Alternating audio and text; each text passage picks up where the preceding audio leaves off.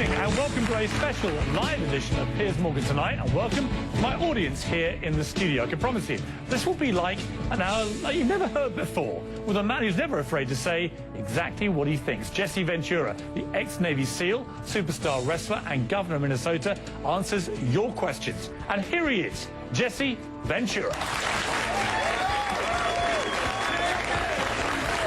Good to see you. Good to see you. Good to see you. Come on up. Good. Thank you. Thank you. Oh.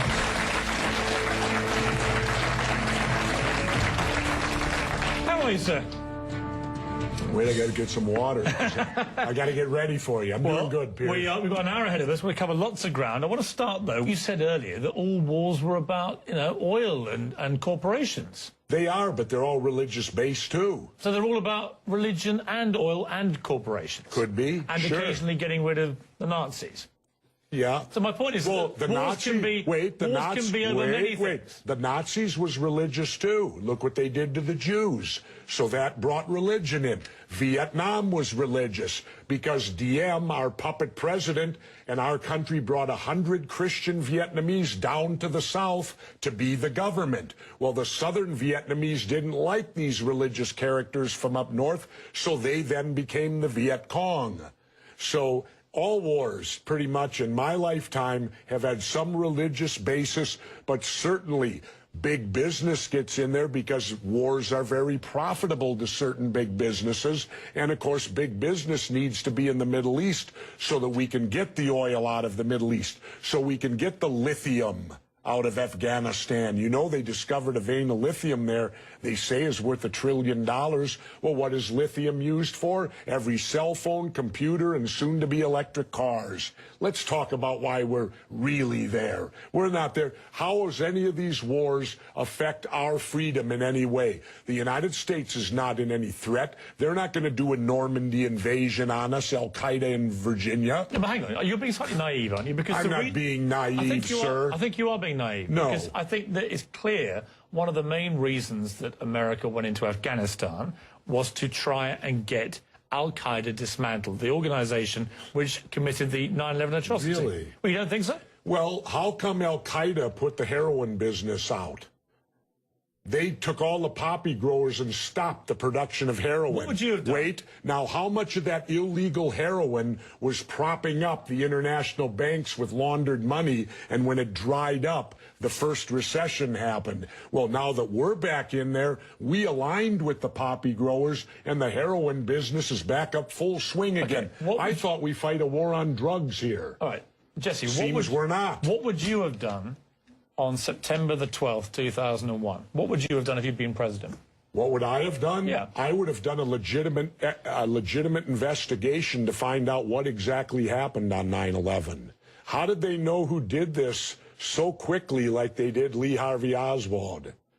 How quick they knew Lee Harvey Oswald killed Kennedy. Because the people who did it were identified and we knew who they were. Well, then why couldn't we have stopped them beforehand if they were identified and we knew who they were? It was a failure of intelligence. Everyone's accepted No, it that. wasn't. We knew before with Condoleezza Rice's memo on August 6th when it stated right in the memo, bin Laden to steal planes and run them into buildings. And more stuff is coming out now also, how much the Bush administration ignored the intelligence. It was almost like they ignored it because they wanted it to happen. Oh, come off it, Jesse. No, not oh, come off it. Wait a minute. Every war fought starts with a false flag operation. You can't, in all seriousness, sit there and try and make out anybody. Okay, let me ask you this, Piers. Wait a minute. Let me ask you something. How much studying have you actually done of 9/11 other than what the government's told you and what mainstream media has told you? I've been studying it 4 years. I was editor of a national newspaper. I've talked to people. Wait a minute. In depth every day for 5-6 months. Really? So I know a lot about it. Well, one thing I do know is, let me ask you this then. You cannot say that any member of the Bush administration knew it was going to happen or wanted it to happen. It's a ridiculous thing to say. Ridiculous. Okay, let's talk about your BBC.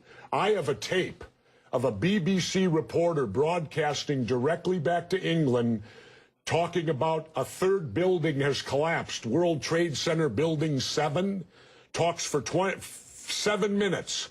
All the while she's talking, World Trade Center Building 7 is still standing right behind her. It didn't fall for another half hour, yet they were doing a pre-broadcast back to England that, yes, it's true, you need to that take a this break here. building fell and it hadn't fallen If yet. you're trying to make out the British Broadcasting Company, one of the most respected news organisations in the world, was inventing huge buildings falling over, you need to have a break, Jesse. We'll come back after the break, and we'll talk about Israel and Iran. Are you kidding me? This is a fact, my friend.